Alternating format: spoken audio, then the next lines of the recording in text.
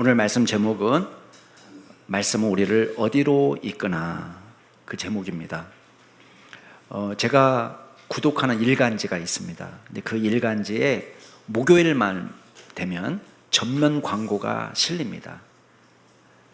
처음에는 그냥 눈여겨보지 않았는데 이게 한 주도 거르지 않고 목요일마다 실리는 전면 광고입니다. 거기 보면 성경을 엄청나게 많이 인용하는 글입니다. 그 큰 타이틀은 그겁니다. 아무도 알지 못하는 성경의 비밀. 아무도 알지 못하는 성경의 비밀. 자, 제목이 조금 어떻습니까? 조금 꼬름하죠, 그죠? 예. 그 성경을 엄청나게 많이 인용하는 글이니까 제가 한번 세봤어요. 언젠가는 세봤더니 총 22구절이나 인용을 했습니다. 하루 그 전면 광고 여기 하나 안에, 그 작은 지면 안에 22군데의 성경을 인용했습니다. 다양한 곳에서 인용했습니다. 창세기, 또 출애굽기, 또 이사야, 예레미야, 마태복음, 요한복음, 베드로 후서까지, 전도서, 아주 다양한 말씀을 인용하는데 내용을 요약해 보면 그거예요. 예수는 악한 자고, 예수는 허망한 말을 하는 사람이고, 속이는 사기꾼이고, 예수를 믿는 기독교는 우상숭배자다. 이게 이 글의 요지예요.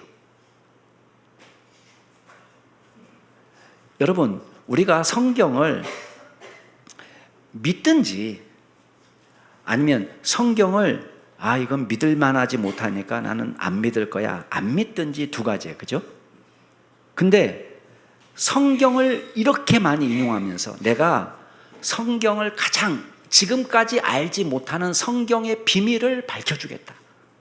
우린 성경대로 믿어야 된다 라고 말하면서 예수님을 악한 자라고, 예수님은 허망한 말을 하는 사람이고, 예수를 믿는 기독교인들은 우상숭배자로 이야기한다면 성경을 어떻게 읽은 걸까요?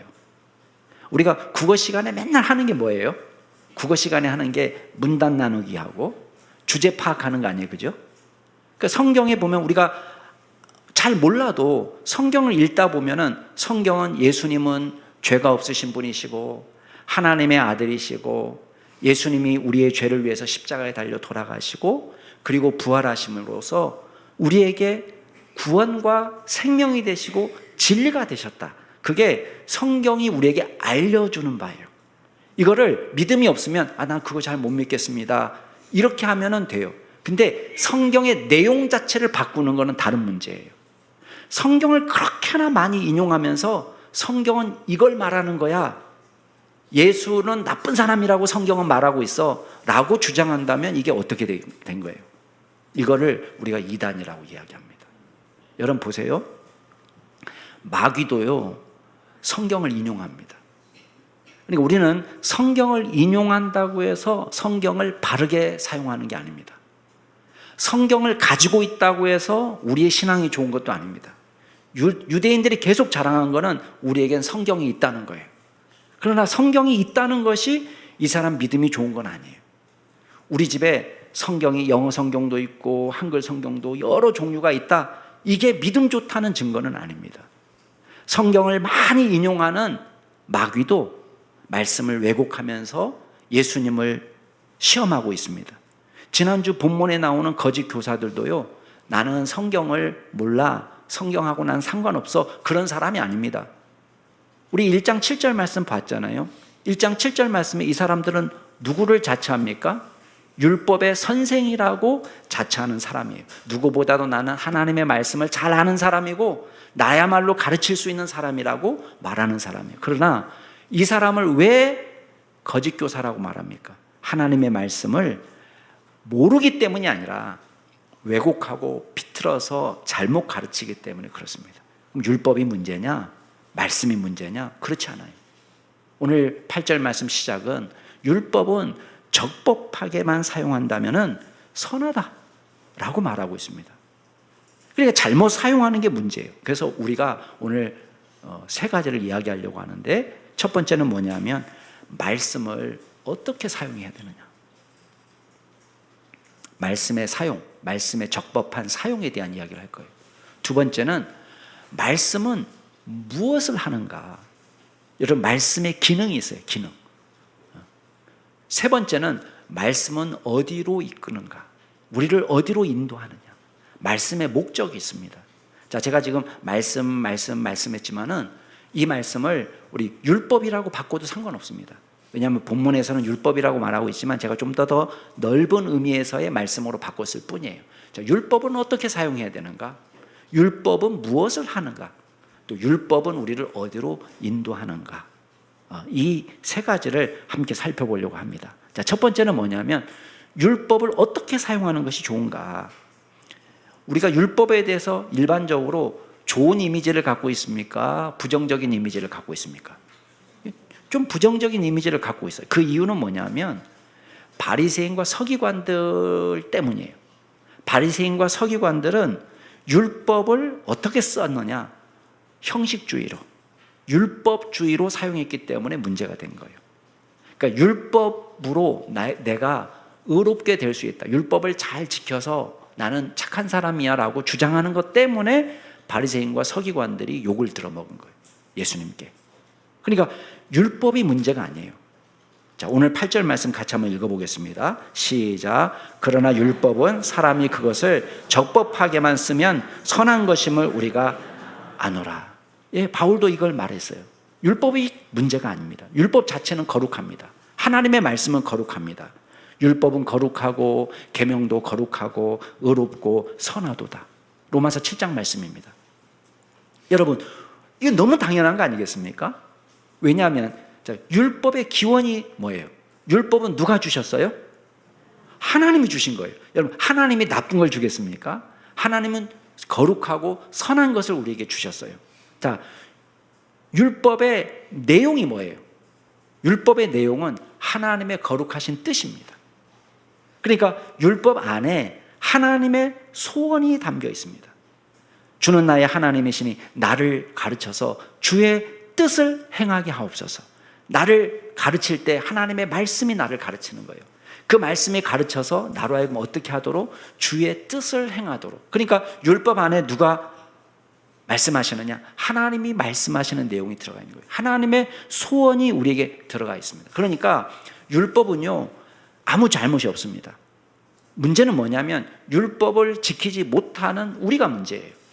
그러니까 율법은 거룩하신 하나님의 소원이 담겨 있고 우리에 대한 가장 최고의 인생 사용 설명서.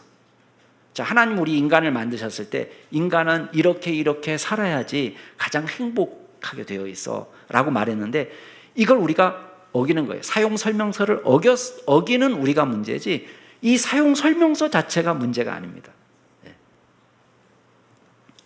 이방 민족이요, 단지 우상숭배 때문에만 망한다 이렇게 생각하면 안 됩니다.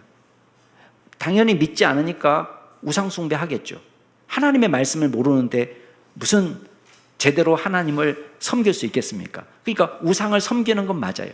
근데 착하게 살고 다 잘하는데 우상만 섬기기 때문에 망하는 게 아니에요. 우상을 섬기면서 동시에 뭣도 하느냐? 하나님의 소원대로 살질 못해요. 하나님이 가장 기뻐하시는 방향으로 살지 못합니다. 아, 목사님, 성경을 모르는데 어떻게 성경대로 살 수 있겠습니까? 근데요, 하나님은 저와 여러분에게 뭐를 주셨냐? 도덕률을 주셨어요. 도덕률. 도덕률은 뭐냐면 동서고금을 막론하고 우리 양심에 하나님이 기뻐하시는 것이 무엇인지를 깨달을 수 있는 양심을 주셨어요. 그래가지고 이거 완전하진 않지만 그래도 기본적으로 도둑질하는 건 나쁜 거야. 바람 피는 건 나쁜 거야.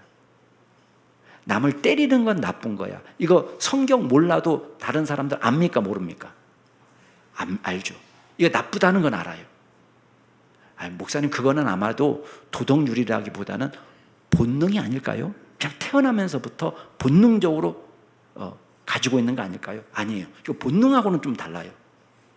본능하고는 뭐가 다르냐면 짐승은요, 본능대로 살아요. 그래서 사냥 본능을 갖고 있으면 누가 휙 지나가면요, 자기도 모르게 팍 튀어나가요. 이게 본능이에요. 근데 인간의 본능은 뭐냐?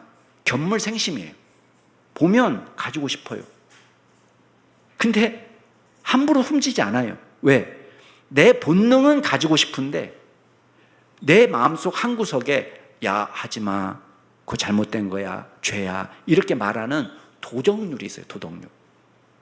그래서 C.S. 루이스는 이 도덕률을 가진 것을 보면서 뭐라고 얘기하냐면, 야, 하나님이 우리를 지으셨다는 증거다. 왜냐하면 이거는 본능이라면 본능대로 하는 거니까 훔칠 수도 있고 누굴 때릴 수도 있고 먹고 싶은 거 있으면 이게 본능대로 살지만, 다 마음속에 뭐가 있냐면은 그렇게 본능대로 하는 것이 나쁘다는 것을 누가 가르쳐주지 않는데도 다 가지고 있는 거예요. 야, 그거 신기하지 않니? 그 하나님이 우리에게 그 마음을 주신 거예요. 로마서는 그렇게 말해요. 우리에게 양심의 법이라는 것을 허락하셨는데, 그래서 자기가 심은 대로 거둔다 하는 말씀을 믿지 않는 사람들도 아는 거예요. 그래서 손이 게으르면은 가난하게 되고, 손이 부지런하게 되면 부하게 된다. 자, 이게 구원론하고 관계 있습니까? 아니에요. 구원하고는 아무 관계 없어요. 그렇지만 이게 하나님께서 우리에게 허락하신 일반 법칙인 거예요. 누구든지 자기의 일에 능숙한 사람을 보았느냐? 그 사람은 왕 앞에 서게 된다. 그 말은 뭐예요? 실력을 갖춰서 전문가가 되면은 누구한테 쓰임 받는 거예요? 높은 사람한테 쓰임 받는 거예요. 이게 일반 법칙이에요. 구제를 좋아하는 사람은 풍족하게 된다. 아끼고 모으고 해서 부자가 되는 것이 아니라 넉넉하게 나눠줄 수 있는 사람한테 하나님께서 부를 주신다는 거예요. 왜? 이 사람한테 주면은, 돈 맡기면은 이 사람 잘 쓰겠구나. 다른 사람한테 도와주면서 쓰겠구나. 내가 아껴서 부자가 되는 것이 아니고, 이게 일반 법칙인 거예요. 그러니까 율법은 아무 문제가 없어요. 율법은 하나님의 뜻을 우리에게 계시해 주는 건데, 문제는 뭐냐면 잘못 사용하는 것이 문제예요. 그럼 뭐가 잘못 사용하는 거예요? 우리 지난주에 예외를 봤잖아요. 지난주에는 하나님의 말씀을 온전히 율법을 말씀대로 내가 순종해야 될 대상으로 보는 것이 아니라 뭘로 사용했다는 거예요? 토론의 대상으로. 신하와 끝없는 족보에 창념하면서 쓸데없는 말하면서 오히려 하나님의 경륜을 이루는 것보다 무엇을 만들어냈어요? 다툼만 만들어냈어요. 그러니까 이건 하나님의 말씀에 대한 올바른 사용이 아닙니다. 그 외에도 하나님의 말씀을 잘못 사용하는 것이 너무나 많습니다.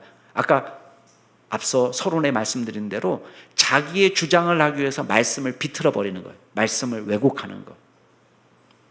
그러니까 야, 성경대로 믿어야 돼 라고 말하면서 성경이 뭐라고 얘기하는지 알아? 라고 얘기하면서 성경을 가르쳐 주는 게 아니라 뭘 가르쳐 주는 거예요? 자기 생각을 가르쳐 주면서 자기 생각을 입증할 만한 성경 구절만 따오는 거예요. 예수님께서 내가 길이요 진리요 생명이니 나로 말미암지 않고는 아버지께로 갈 자가 아무도 없다라는 말은 쏙 빼버려요. 다른 이로서는 구원받을 수 없나니 천하인간의 구원을 받을 만한 다른 이름을, 예수님 외에 다른 이름을 우리에게 주신 일이 없다. 그 말은 쏙 빼버려요. 그리고는 자기가 말하고 싶은 말을 대신 말할 수 있는 성경 구절만 문맥에 상관없이 임의대로 여기서 뽑고 저기서 뽑고 저기서 뽑아서 이야기하는 거예요. 이게 말씀의 왜곡입니다. 율법을 잘못 사용하는 거예요. 또 어떤 겁니까? 율법을 다른 사람 공격하는 데 쓰는 거예요. 내가 회개하는 데 쓰는 것이 아니라 다른 사람을 공격하기 위해서 말씀을 인용하는 거죠. 그래서 우리 부인들이 많이 인용하는 말씀은 뭡니까? 남편들이 잘 인용하는 말은 뭡니까? 남편들이 잘 인용하는 말은 성경도 몰라 자네? 아내들아 남편에게 복종하기를 죽게 하듯 하라. 알아 몰라? 이렇게 우리가 말씀을 사용하잖아요. 그죠? 또 부인들은 어떤 말씀을 인용하기 좋아합니까? 남편들아 아내 사랑하기를 그리스도께서 교회를 위하여 자기 몸을 버리신 것처럼 사랑하라. 그 말 알아요 몰라요? 당신은 집사나 돼가지고 그 말씀도 몰라? 이렇게 정죄하는 데 쓴단 말이에요. 그거는 말씀을 제대로 사용하는 게 아닙니다. 또 어떻게 말씀을 사용합니까? 지식을 자랑하는 데 쓰는 거예요. 내가 하나님의 말씀을 많이 알고 있어. 근데 그 말씀에 순종하지 않습니다. 율법에 있는 지식이나 진리의 모범을 가진 자다 이렇게 주장하지만 네가 네 자신은 가르치지 않는다. 로마서 말씀에 그렇게 얘기합니다. 왜 그 잘난 지식으로 너 자신은 가르치지 않아? 왜 그 말씀에 네 자신은 복종하지 않아? 왜 율법을 잘한다고 자랑하면서 네가 율법을 스스로 범함으로 하나님을 욕되게 해? 이게 하나님의 말씀이에요. 또 말씀을 순종의 대상으로 삼지 않는 거예요. 그래서 다른 사람한테는 무거운 짐을 지우면서 야, 너 이렇게 살아야 돼, 이렇게 살아야 돼, 이렇게 살아야 돼 라고 이야기하면서 나는, 예수님의 표현이에요, 손가락 하나도 움직이지 않으려고 하는, 그 말씀은 나는 싹 빼고, 이게 말씀을 오용하는 것입니다. 여러분, 오늘 8절 말씀 뭐라고 얘기합니까? 율법은 사람이 그것을 적법하게만 쓰면 선한 것임을 우리가 아노라. 율법을 바르게 사용하면 율법이 얼마든지 긍정적인 기능을 할 수 있다는 것입니다. 율법의 정신을 생각하라는 것입니다. 사람들은 율법주의로 이걸 사용하지만 율법이 우리에게 말하는 것은 정신이라는 거예요. 그래서 예수님이 뭐라고 얘기합니까? 야, 니네가 채소나 박하나 근처에 11조는 생각하면서 왜 11조가 가르치는 정신을 잊어버려? 하나님께서 말씀하고 싶은 게 뭔데? 하나님이 말씀하시고 싶은 것은 믿음과 긍휼과 정의인데 그건 싹 빼버린다, 이렇게 말씀했어요. 여러분, 11조가 가르치는 게 뭡니까? 우리에게 가르치는 게, 11조는 10개 중에서 하나만 주님 가지시고요, 9개는 제가 알아서 쓰겠습니다, 이게 11조가 아니잖아요. 11조의 원래 정신은 예수님은 믿음이라고 이야기합니다, 정의라고 이야기합니다, 긍휼이라고 이야기합니다. 뭐예요? 11조가 담고 있는 믿음이 뭐예요? 11조는 하나님께서 이 모든 것을 제게 주셨습니다, 이게 다 하나님 겁니다 라고 말하는 믿음이에요.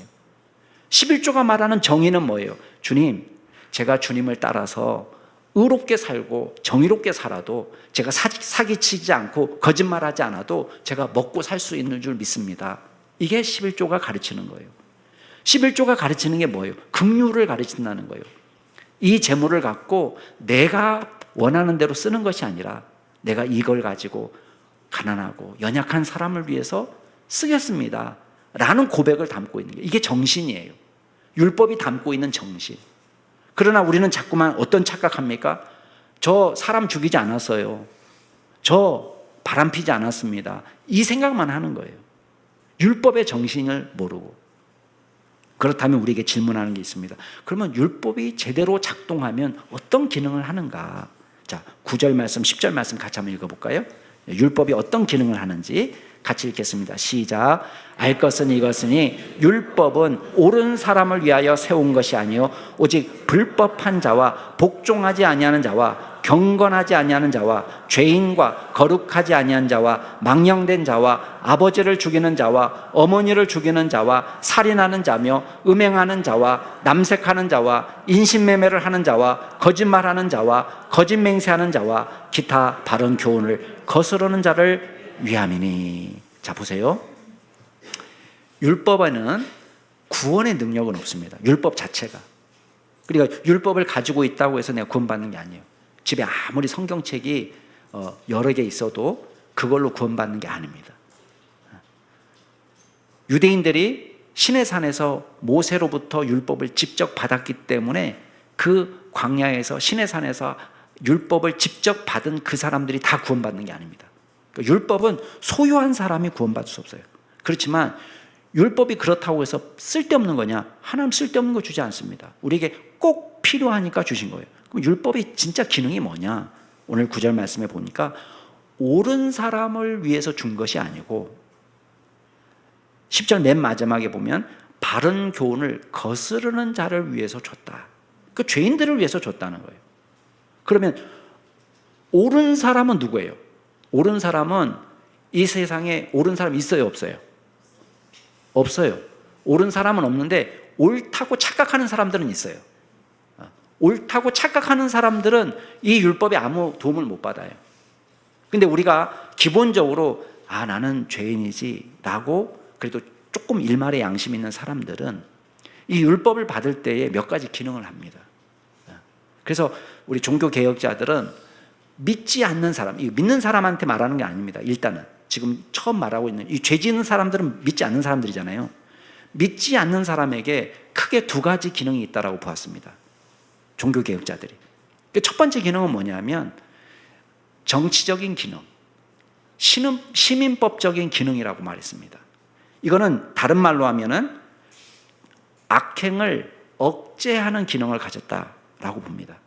그러니까 예를 들면 이런 거예요.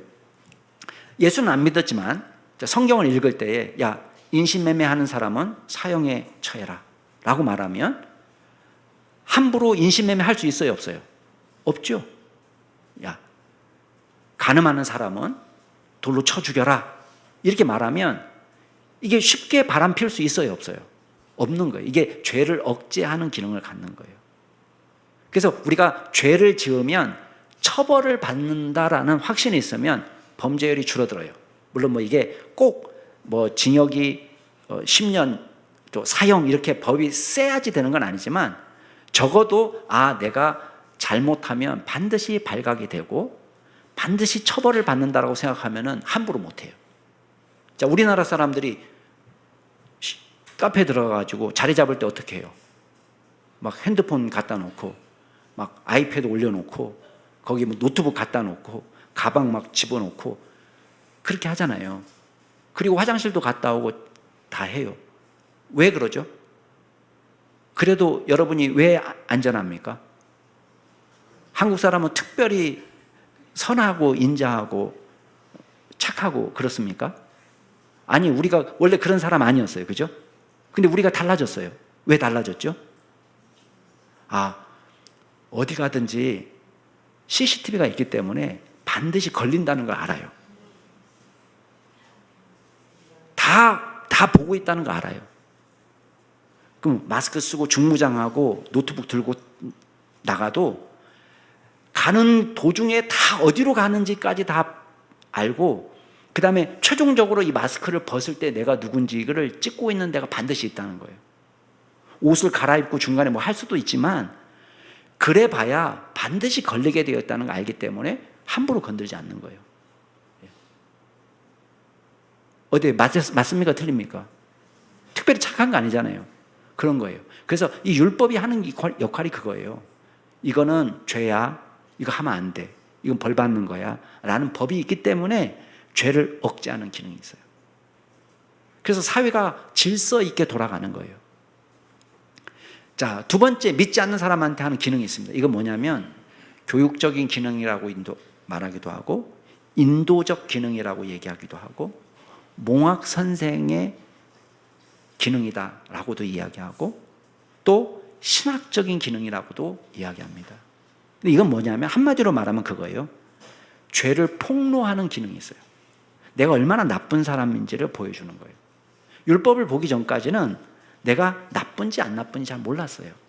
근데 율법을 보면은 내가 얼마나 나쁜 사람인지를 보여주는 거예요. 여러분 아까 우리 9절 10절 말씀 읽었죠. 근데 여기 보면 10계명에 나와 있는 죄의 목록을 쫙 열거하는 거예요. 앞에 나와 있는 얘기들은 다 하나님께 범죄한 걸 이야기합니다. 여러분 9절 말씀에 보면 불법한 자, 복종하지 않는 자, 경건하지 않은 자, 거룩하지 않은 자, 죄인, 망령된 자 이게 다 하나님과 관계에서 죄인이에요. 불법, 하나님이 만드신 법을 어겼다는 거예요. 여기 복종하지 않는 자도 단순히 부모에게 아니면 선생님에게 왕에게 복종하지 않았다는 것이 아니라 하나님께 복종하지 않은 걸 말해요. 경건하지 않은 것, 망령된 것 다 이게 하나님과 관련돼요. 근데 9절 중반에 보면 아버지를 죽이는 사람, 어머니를 죽이는 사람 이건 다 제5계명과 또 살인하지 말라 제6계명과 음행하는 자, 남색하는 자, 동성애자 이거는 제7계명과 그 다음에 인신매매 이거는 이제 신학자들이 8계명과 관련된다고 보는 거예요. 물론 사람의 생명과 관련이 있기 때문에 6계명하고도 연결시킬 수 있습니다. 그렇지만은 하나님의 소유를 내가 훔친 거예요. 인신매매는 남의 집 딸을 내가 훔쳐온 거예요. 그러니까 이건 절도에 해당돼서 제8계명하고 연결된다고 봅니다. 그리고 거짓말과 거짓맹세는 제9계명 그 다음에 기타 바른 교훈을 거스른 자는 그 외 여러 법들을 다 포함하는 것입니다. 자, 이걸 보면은 뭘 알 수 있냐면은 죄인들이 각가지 죄인들이 하나님의 율법을 볼 때에 뭘 깨닫게 되느냐? 내가 죄인이라는 걸 깨닫는다는 거예요. 목사님, 저는 사람을 죽인 적 없습니다. 저는 누군가를 훔치지 않습니다. 쉽게. 저는 수박서리도 무서워서 부들부들 떨면서 못합니다. 제가 외도한 적 없습니다. 이렇게 말하는 사람도 맨 마지막에 10계명은 뭘 얘기하냐면 우리의 탐심을 이야기해요. 그래서 10계명 맨 마지막이 뭡니까? 내 이웃의 집을 탐내지 마라. 그러면서 내 이웃의 아내도 여종이나 남종이나 소나 나귀나 내 이웃의 것을 탐내지 말라 이렇게 얘기하는 거예요. 그러면 우리가 생각할 때 아니 앞에 도둑질하지 말라에 거기 다 포함되는 거고 간음하지 말라에 다 포함되는 거 아닙니까? 이렇게 물어볼 수 있는데 그렇지 않다는 거예요. 우리의 마음의 죄를 지금 이야기하는 거예요. 그 예수님도 이걸 이야기하는 거예요. 우리는 나 죽이지 않았습니다 라고 말해서 벗어나려고 하지만 하나님께서는 뭐라고 얘기해요? 죽이지 않는 것이 중요한 게 아니라 이 율법이 가르치는 것은 죽이고 싶을 만큼 미워하는 것, 그 인격을 모독하는 것까지 욕설로 너 라가 우리식으로 얘기하면 개 XX 그 이상의 나쁜 말이에요. 근데 그렇게 욕하는 사람이 얼마만큼 큰 심판을 받게 되느냐? 지옥불에 들어가게 된다는 거예요. 그러니까 그만큼 나쁜 죄라고 이야기를 합니다. 왜냐하면 인격을 말살하는 것이니까. 저 바람 피지 않았습니다. 그러니까요. 여인에 대해서 음욕을 품는 자마다 이렇게 이야기하는 거예요. 그 말은 뭐예요? 단순히 이것이 육체적으로 관계를 했느냐 안 했느냐가 선이 아니고 이 계명을 주신 이유는 뭐냐? 우린 겨우 법적으로 이혼하지 않고 버티고 있습니다. 그걸 말하는 것이 아니고 건강하고 건전한 행복한 사랑이 풍성하게 넘치는 아름다운 가정을 꾸려라. 이게 하나님의 마음이라는 거예요. 이 말씀을 들으면 우리가 뭘 알게 됩니까?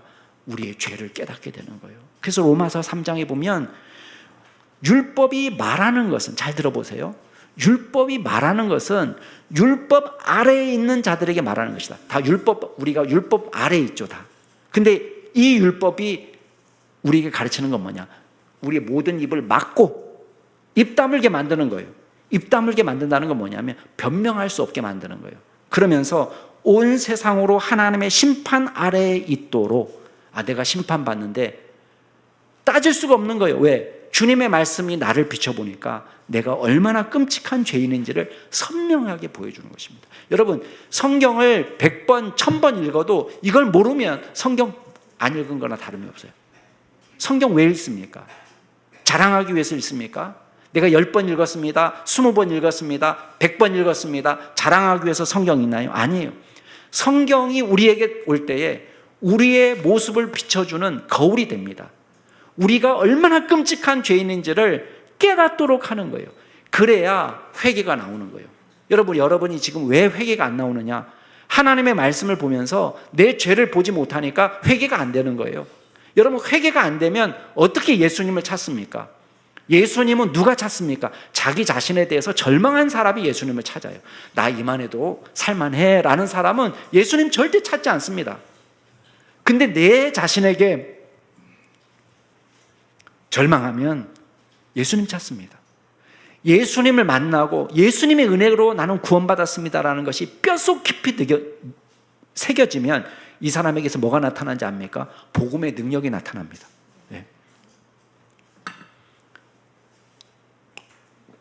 입 다물고 전도하지 말라고 해도요, 전도가 나옵니다. 내가 조그만 연고 하나, 내 병을 고친 연고 하나만 발견돼도요, 이 사람 광고비 안 줘도 이 연고 자랑하고 다닙니다. 나 이 연고 때문에 내가 나았다고. 얼마나 자랑하고 돌아다니겠습니까? 근데 예수 그리스도로 말미암아 내가 구원받았다는 걸 뼛속 깊이 느끼잖아요. 그러면 이 사람 복음의 능력이 나타납니다. 한국 교회가 이 힘을 잃어버렸습니다. 왜 잃어버렸습니까? 율법이 가르치는 죄를 인식 못하고 나의 자신에게 절망하지 못하고 예수 그리스도를 간절히 찾지 않으니 능력이 없습니다. 여러분, 무슨 헌신이 나오겠습니까?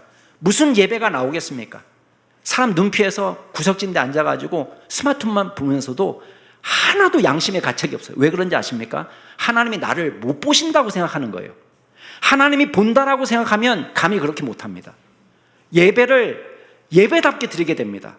그러나 하나님이 나를 보지 않는다 생각하니까요, 마음껏 살아갑니다. 겁도 없습니다. 지옥이 없다라고 생각하기 때문에 그렇습니다. 심판이 없다라고 생각하기 때문에 그렇습니다. 성경이 말하는 것을 우리는 제대로 듣지 못하는 거예요. 율법이 우리에게 알려주는 건 뭡니까? 우리가 얼마나 큰 죄인인지를 깨닫고 주님 찾게 만듭니다. 갈라디아서 3장 24절에 그걸 말합니다. 율법은 우리를 그리스도께로 인도하는 초등교사가 되어서, 옛날 성경은 몽학선생이라고 했습니다. 그리스도께로 인도하는 초등교사가 되어서 우리로 하여금 믿음으로 말미암아 의롭다함을 얻게 하려 하십니다. 내 힘으로는 안 되고, 여기서 나온 게 몽학선생이라고 번역된 단어가 파이다고고스입니다. 그 파이다고고스는 뭐냐면 노예입니다. 노예. 어떤 노예냐? 가정교사가 아니라요, 여긴 초등교사라고 이야기했지만 진짜 스승에게 갈 수 있도록 인도해주는, 길잡이, 같이 동행해주는 노예입니다. 이 노예가 할 수 있는 일은 아주 고차원적인 지식이 아닙니다. 이건 하면 안 돼요, 도련님. 이건 하시면 안 됩니다. 이건 죄입니다. 이거 주인님 혼납니다. 도련님 이렇게 하시면 안 됩니다. 이렇게 하는 역할이 파이다고고스예요. 그러나 이 율법이 하는 기능이 우리를 어디로 인도하느냐? 결국은 진짜 스승이신, 참 스승이신, 진짜 구원자 되시는 그리스도께로 인도하는 것입니다. 네. 말씀 속에서 그걸 발견해야 돼요. 마지막으로 율법의 최종 목적은 어디냐? 여러분, 복음입니다. 복음. 율법의 최종 목적지는 복음이에요. 그래서 우리로 하여금 하나님의 영광을 깨닫고 그 영광을 찬양하게 하는데 이 율법의 목적이 있습니다. 여러분 11절 말씀 같이 한번 읽어볼게요. 11절 같이 읽겠습니다. 시작. 이 교훈은 내게 맡기신 바 복되신 하나님의 영광의 복음을 따름이니라. 자, 이 교훈은 앞에 10절에 나와 있는 바른 교훈을 말합니다. 자, 바른이라고 번역했습니다마는 이 단어는 우리가 육체에다가 적용하면 건강한 육체를 말할 때 이 단어가 씁니다. 이거를 정서적인데 적용하면은 건전한 정신을 말할 때 이 단어를 씁니다. 이 단어는 가끔 지금은 바른이라고 번역됐지만 경건한이라고 번역되는 단어입니다. 경건한. 이걸 신학적으로 영적으로 적용하면은 바르고 정확한 교리를 의미하는 것입니다. 경건하다는 것은. 그러니까 우리가 보통 야, 너 되게 경건하다, 이 말은 우리가 다소곳하고 얌전하고 이렇게 조용히 입 다물고 있는 게 경건이 아니고, 이거는 경건하다는 것은 어떤 의미냐면 영적으로는 바르고 정확한 진리를 믿고 있는 게 경건한 거예요. 그래서 제가 속해 있던 연구소 이름이 경건신학연구소였습니다. 그러니까 경건신학연구소는 뭐냐면 사상의 건전함을 의미합니다. 바르고 정확한 교리, 하나님의 말씀에 대한 이해를 따르는 거예요. 근데 이 교훈이 추구하는 건 뭐냐? 11절에 보니까 복음을 따른다. 11절 끝에 보면 복음을 따른다 그랬습니다. 그러니까 우리가 율법과 복음은 대치 개념이 아니에요. 이걸 싸움 붙이면 안 됩니다. 율법이냐 복음이냐 이렇게 말하면 안 되고, 율법이 결국은 어디로 인도하느냐면 우리를 복음으로 인도하는 거예요. 근데 그 복음을 수식하는 단어가 있는데 그게 뭐냐면 복되신 하나님의 영광이라고 그랬습니다. 그럼 하나님을 복되신 분이다 이렇게 이야기한 무슨 의미냐?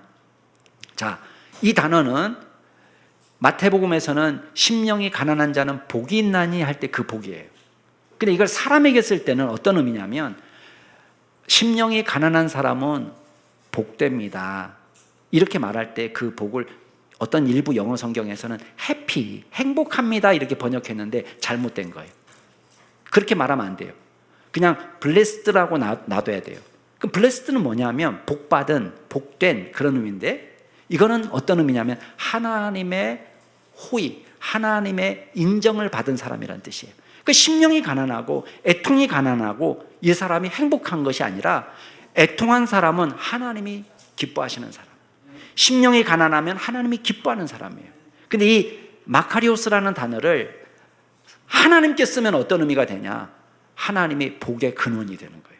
그래서 하나님께 위로가 있고, 하나님께 평강이 있고, 하나님께 구원이 있고, 하나님께 사죄가 있고, 하나님께 거룩함이 있고, 하나님께 지혜가 있고, 이 모든 복의 근원이 하나님이다, 그런 의미예요.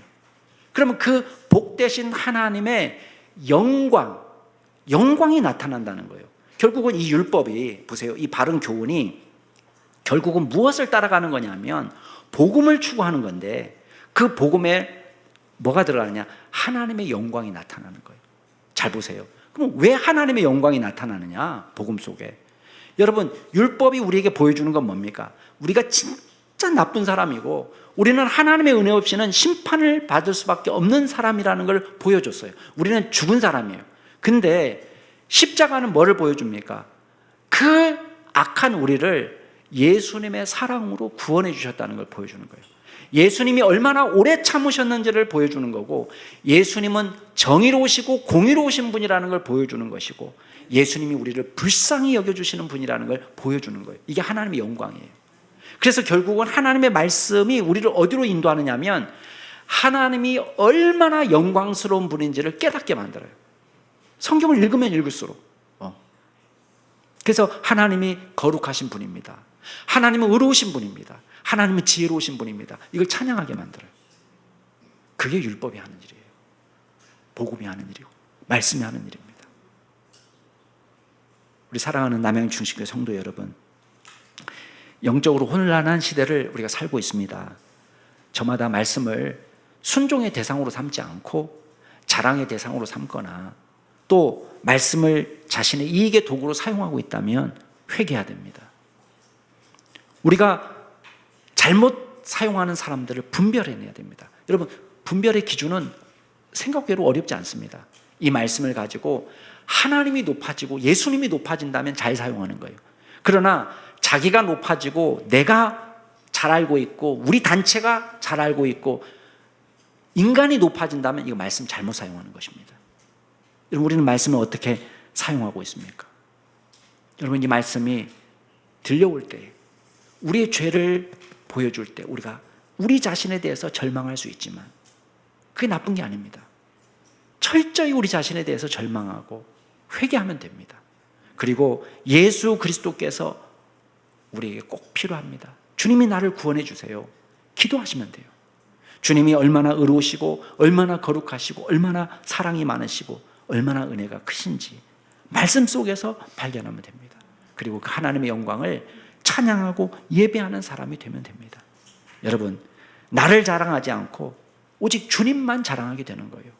그래서 바울이 고백합니다. 너희는 하나님께로부터 나서 그리스도 예수 안에 있고 예수는 하나님께로부터 나와서 우리에게 지혜와 의로움과 거룩함과 구원함이 되셨다. 여러분, 예수님 앞에서 뭘 자랑할 수 있습니까? 나의 지혜 자랑할 수 있습니까? 나의 의를 자랑할 수 있습니까? 나의 거룩함을 자랑할 수 있습니까? 없습니다. 예수님이 여러분과 저의 자랑이요, 여러분과 저의 의로움이요, 구원이요, 지혜요, 능력이 되심을 믿으시기 바랍니다. 기도하겠습니다.